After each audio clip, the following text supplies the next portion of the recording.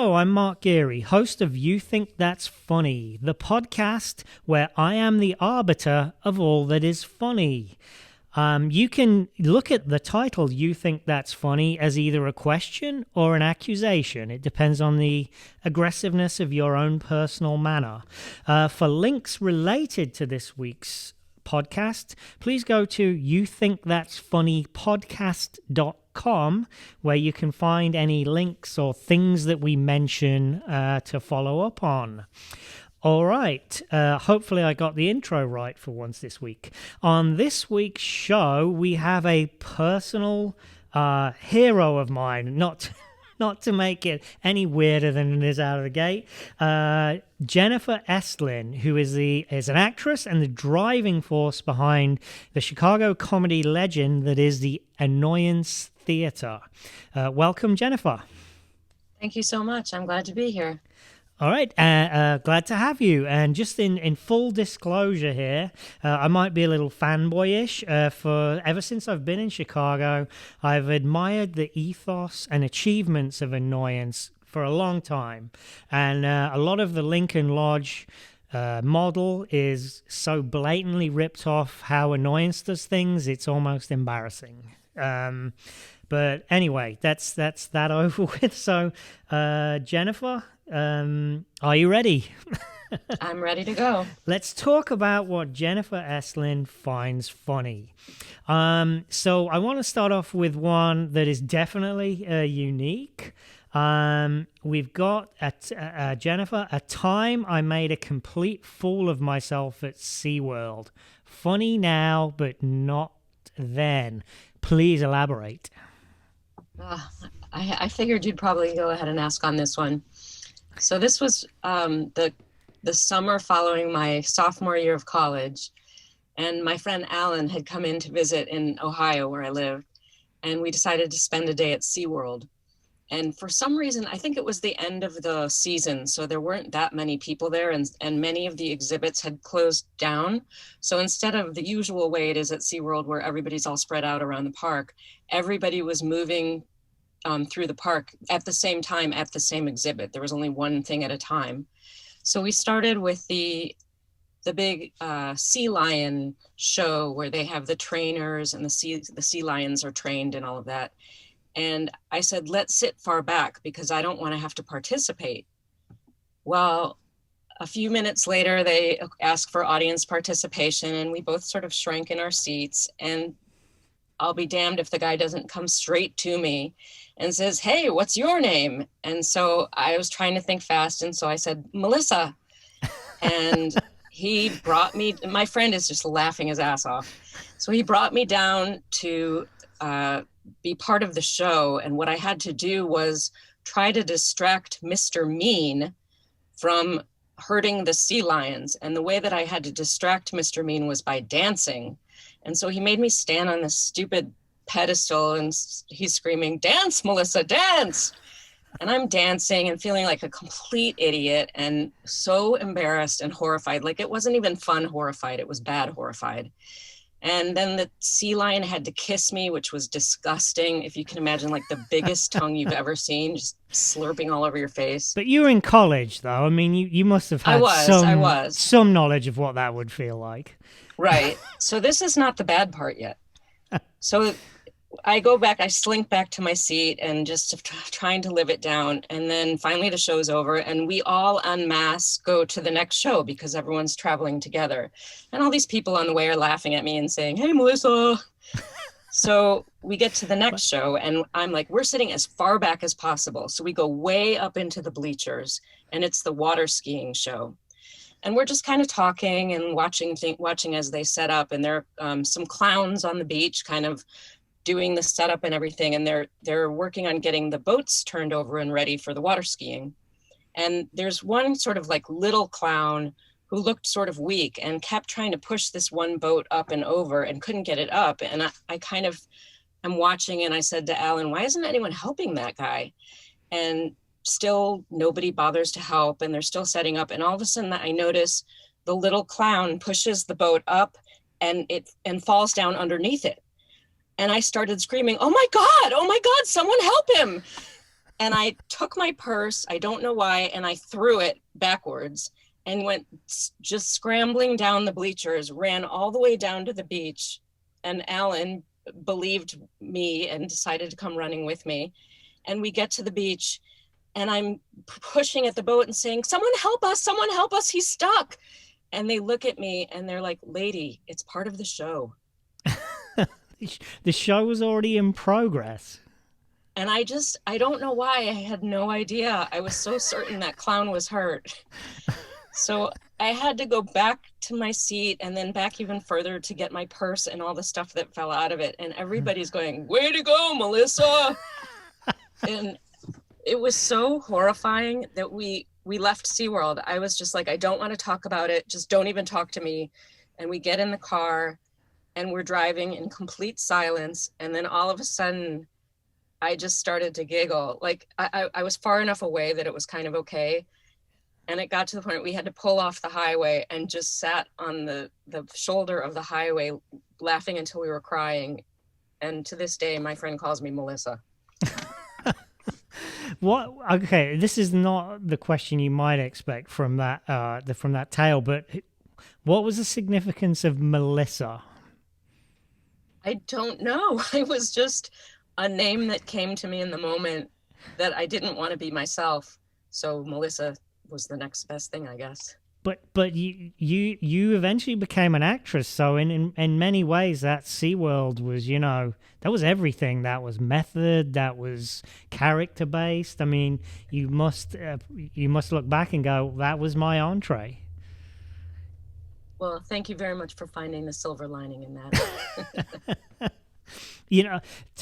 So I started doing some research and I thought, okay, SeaWorld, I don't really know much about SeaWorld because I've never been there. And I put, SeaWorld video or whatever. And it's just this awful, just every SeaWorld video is a killer whale mauling one of its handlers. Or there's one where they eat a pelican that lands on the thing. And I was like, this is like kids are seeing this. Have you tried looking up videos to SeaWorld? It's horrendous. It can be pretty. It's pretty horrifying. It's there are definite. It's Midwest entertainment. What can I say? Well, hang on. I thought SeaWorld. You confused me. I thought SeaWorld was in Florida. No. They're actually all over the country. I'm sure there's one in Florida as well. Oh, right. Okay. I was like, man, you had a long drive to get back to SeaWorld. So, okay, Ohio SeaWorld. Okay. Melissa in SeaWorld. Well, that was as good as I was hoping it was going to be. So have you been back to SeaWorld since, I guess? Never. I will never go there again. Just in case, like, would it be fun if you walked through the gates and they're like, oh my God, are you Melissa? You're probably, you got to be like a legend in the back rooms of SeaWorld, right? I'm sure those clowns have a good time talking about me. Clowns. Actually, I have I have a same issue with that you have in that I am always the one at the back going, please don't pick me for any sort of interaction. And it's like the smell of fear on you makes you more likely to be picked, right? Yeah, it's something like what cats do. The cats always find the people that don't like them. Yeah, that must be what it is. Because funny enough, I'm good with cats, but not good with avoiding being picked. One time, I went to New Zealand, and the native New Zealand people, Maoris, have a war dance called the haka. Are you familiar with that? No. Okay, so it's like this. It's an ancient, and it's like a tribal dance. It's like a dance of respect for your enemy. So if you go to, or a visitor, so if you go to a Maori village, the village comes out and greets you with this haka, which is like it's like a dance meant to inspire fear. So guess who they picked to lead the haka when we went to the Maori? The mousy fat Englishman who does not want to be seen. So that's why I like that story, because at least it gives me someone to empathize with. Anyway, enough about me. Let's get on to your next one. Okay. Oh, this I'm going to skip ahead another one. Watching people break up or just have a bad time together in restaurants. So have you got a couple of examples to really set the table on that one? You know, I used to live in college also. I lived across the street from a restaurant that's no longer there called Yesterday's. And for some reason it was like the official breakup place. And it no matter when I went, it seemed like there was always one couple in a booth and the girl would start crying usually, and then the guy would get all pissed off. And I can't even say that there was anything specific that I saw, but it just cracked me up that it was all the time at that one restaurant. And then ever since then, I kind of look for it in restaurants. Um, it's a sick sense of enjoyment of watching people do something that's so private in such a public place, and then the awkwardness when the waitress comes over and they have to stop and be polite and engage with the waitress while they're clearly in the most horrific part of their relationship. And then usually one of them leaves earlier than the other, and then the other's just sitting there looking dopey. And I don't know, it's a sick sort of humor, I guess. Yeah, I mean, I got a connection with you on this one because I used to live next to Do you remember Burgundy Inn on Ashland? It was kind of famous, I I think. don't. Anyway, I live next door to it, so we went there. I went there with my girlfriend on Valentine's Day once, and it was the worst atmosphere I've ever experienced in a restaurant. It was literally every table except ours was filled with like angsty tension. It was glorious. And then halfway through our meal, the guy at the table next to us got down on one knee to propose, and the look on his girlfriend's face was the most embarrassed I've ever seen a human being. She was literally like, I could hear her going, "Stop, stop," under her breath to him as he like did this momentous gesture. It was Oh glorious. no. I love, like, you've like really nailed two of the ones that I have as well.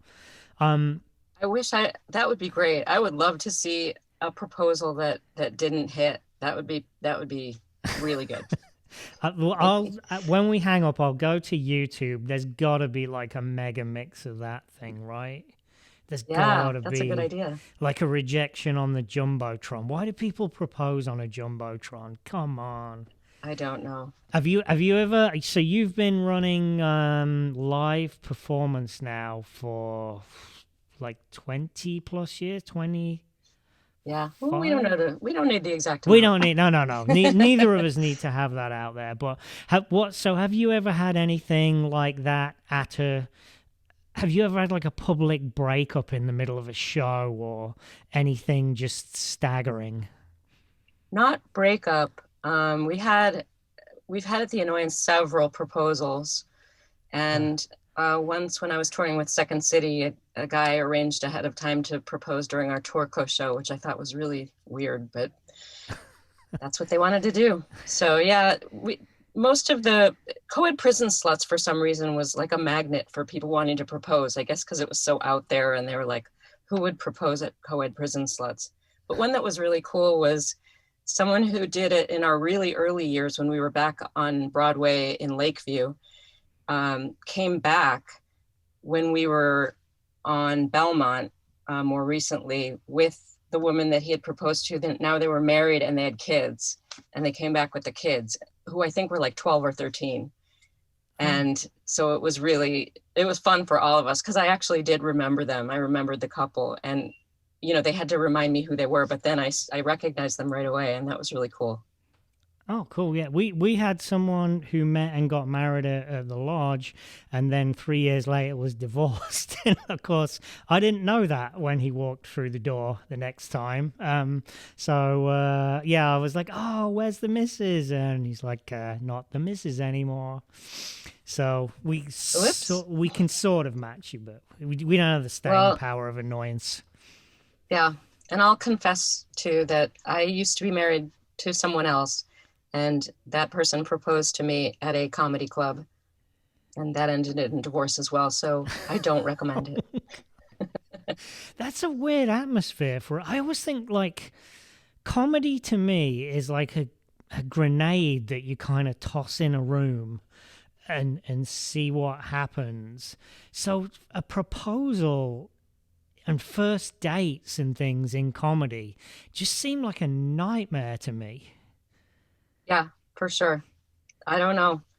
I guess people feel like they've experienced it and had a good time and laughed there, so it seems like it would be a good idea, but they should rethink it. They definitely should I mean, that's just like laying your soul bare. Like, okay, what are they gonna laugh at? Yeah. And then I don't know. It just seems like the most inappropriate first date place to me is a comedy show, and yet it happens all the time.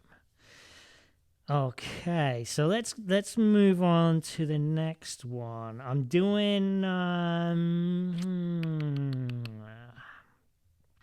okay, people falling asleep inappropriately. So set the table for what that means and what's the fun part. Well, the pandemic has been awesome for this one because people fall asleep on Zoom calls, my dad especially, and it just cracks me up. I just think it's hilarious when somebody's there on camera just completely asleep.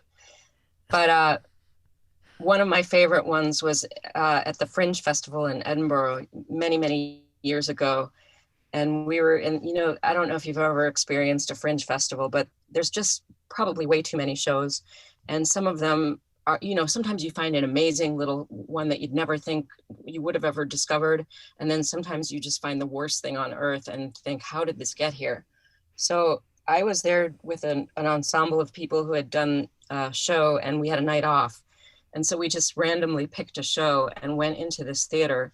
And I think there were maybe two other people there besides us. So that would be 9 people total in the audience, spread out. And we spread out to try to make the performers feel better. And it was, I think it was Gorky's The Lower Depths. And I can remember the guy standing outside just screaming over and over, the lower depths, the lower depths. A Brit. And so we go in and we're watching, and it's the most god awful, boring, garbage piece of garbage that I've ever seen. And it's really, really warm in there.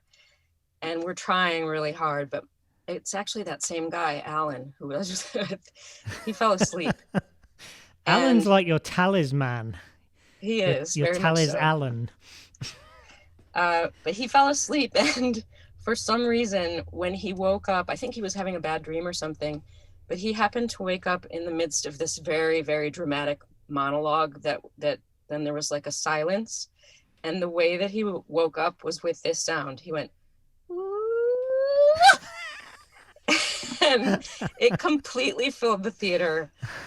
And I saw him doing it and just lost it laughing, and pretty much was unable to stop laughing for the rest of the performance, just hiding my face in my legs and trying to get through it. And of course, everybody else there had seen it too, because it was the only interesting thing happening.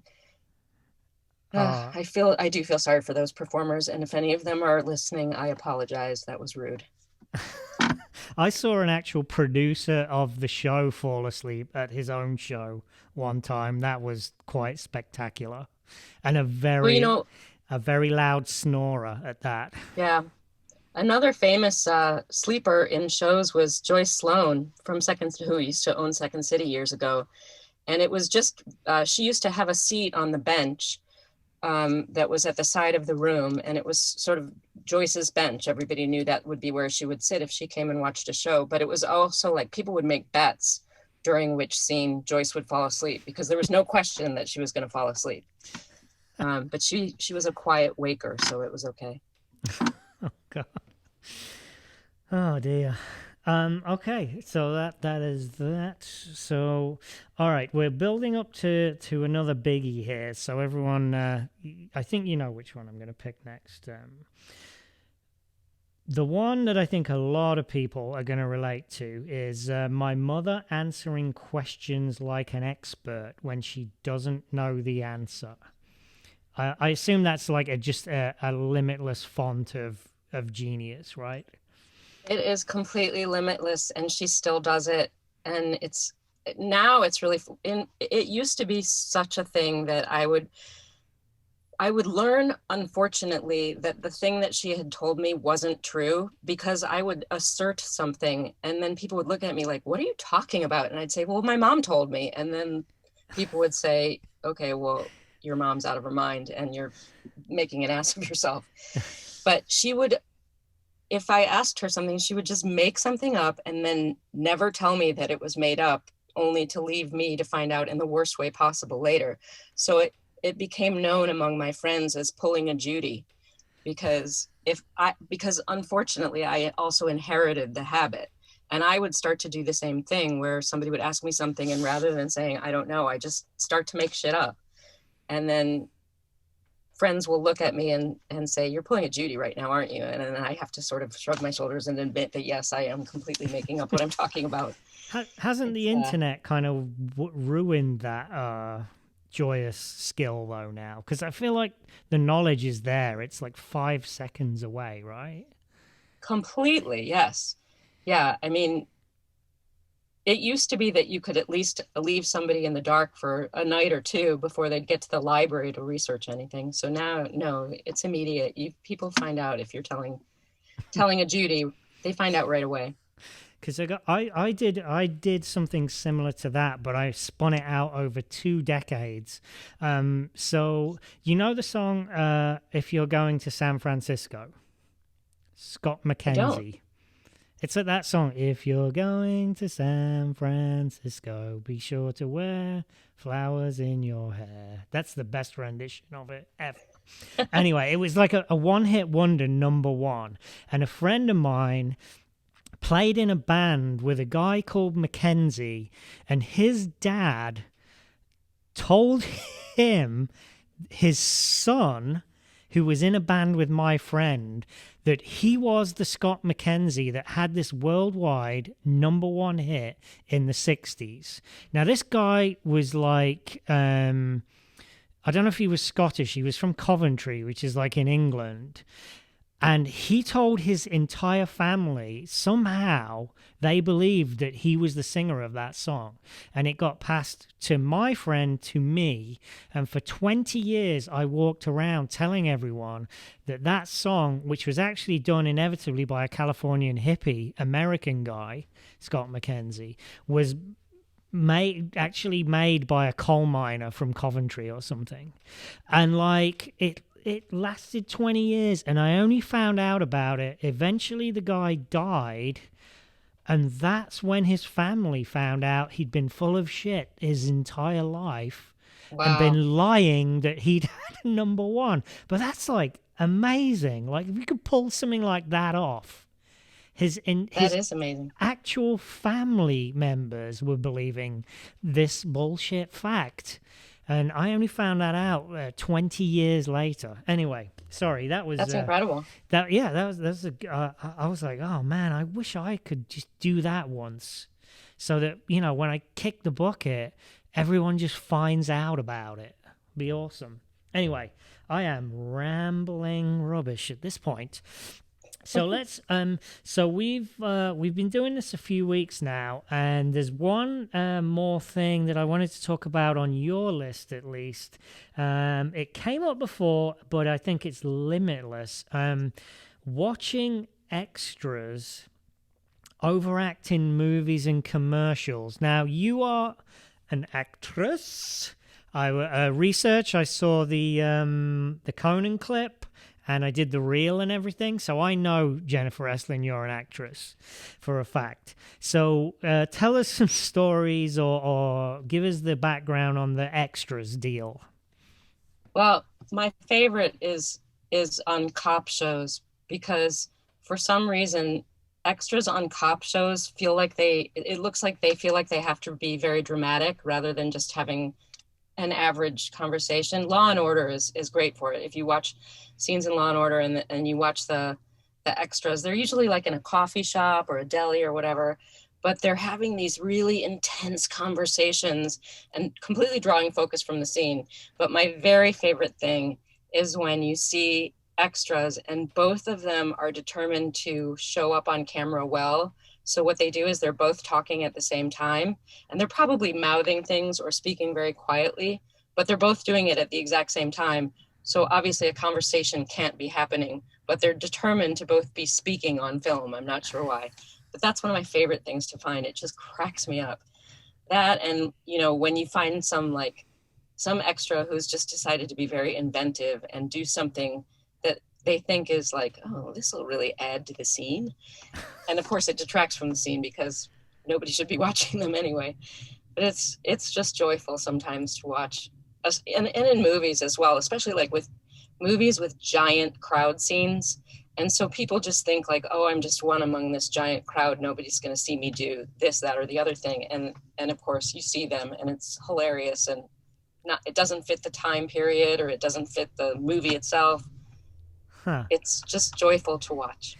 Because I've never acted, I've never been on a set, but I assume there were all these like safety guards in place. The director with the megaphone and the large trousers is like, what the hell is that person doing? Get them off. Get them Oh, off. completely. There Yeah. is. There's an extra wrangler usually, but the thing is, like, unless they're doing something so egregious that it's worth it to stop the take, the extras wrangler's never going to stop the take because it's just going to piss the director off and it's going to piss the actors off who will have to do another take of the scene and everything. So they just let it go. So Yeah. all kinds of stuff slides by, which is awesome.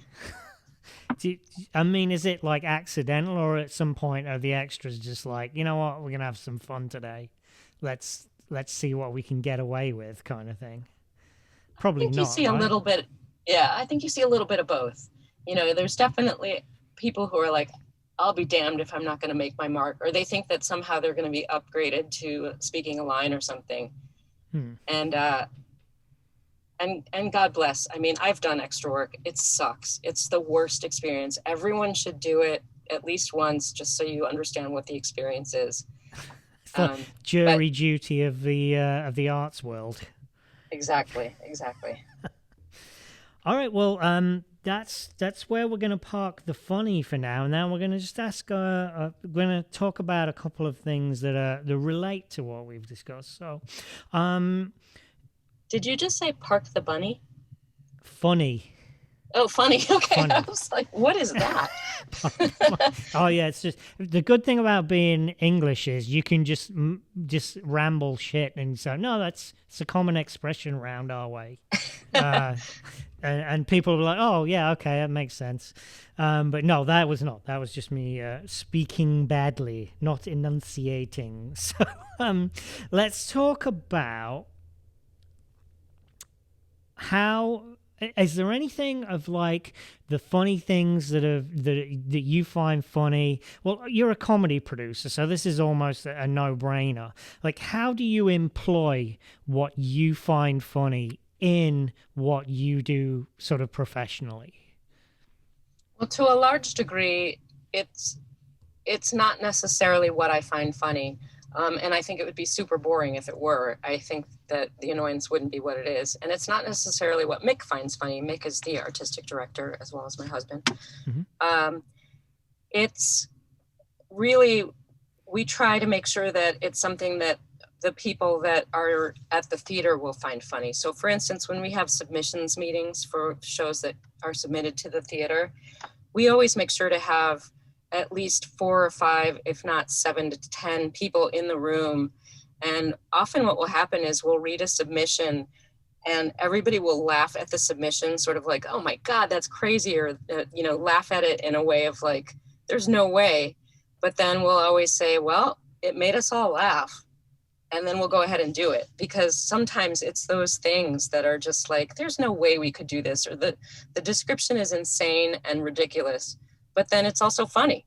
So, we try to make sure that there's a lot of influence from the people around us and different ages, different types, different backgrounds who are helping to make the decisions. And sometimes it's just taking a risk, like Yeah. this doesn't really sound funny, but we know this person and we've seen what they do, and generally their stuff is funny, so let's just give it a chance. Yeah, I mean, I think that's the sort of annoyance flagship ethos, right? Is just let's give it a try, let's take a risk. Um, Yeah. I mean that's what I have always known it for. I don't move so much in the improv sketch world. Obviously, I have seen a lot of shows at Annoyance, but you never seek to sort of introduce your flavor to it, other than just hey, I'm here, I'm a voice kind of thing. No, I mean, I, I attempt to be the kind of producer that is producing for the theater at large, rather Yeah, than like, this is my vision or this is Mick's vision necessarily. yeah, Um, Other than that, Mick's vision from the get-go of the Annoyance has always been anybody can put anything they want on stage as long as it's not racist or misogynistic or, yeah, in other way harmful to people. yeah, And so in that way, we've been super lucky, really, about all kinds of stuff that's been on the stage that has taken us by surprise, that people liked it so much, all the way back to when we did the Real Life Brady Bunch, which was one of our first really mega hits that sort of put us on the map. At the time when they suggested it, the Soloway sisters suggested it to Mick, and he was like, "Well, it sounds really dumb, but I don't care. We'll do it." yeah. And then who knew that it would end up being something as big as it was? Oh, okay. All right. Well, I think we've done our diligence here, and in looking We at the funny upcoming. So we were talking about this a little bit before we started recording. What's the future for Annoyance given the present situation? Now that's funny. Well, we don't know exactly. We feel like we have a good shot at reopening. A lot will depend on whether or not the government gets their shit together to put this grant out that is so important to small venues around the country. Hmm. And once that happens, as well as a decent amount of the population is vaccinated, we feel like we can look to opening back up. Someone asked me if I had to guess yesterday when that would be, and I said I'm guessing sometime around June or July, mid-June or July. Yeah. And that's hopeful. I think that's if things go pretty well. Yeah. But I feel like we have a good reason to be hopeful at this point. Yeah. Okay. Well, it's nice to end on a message of hope. Thank you again for being my guest on You Think That's Funny, the podcast. Thanks again, Jennifer. Thanks so much. Nice to speak with you. You too. That's been this week's show. As usual, I've completely forgotten all of the things that I meant to mention at the end of a podcast. So we will go to our jangly guitar exit music, and eventually I am going to remember what to say at the end. Thanks for listening.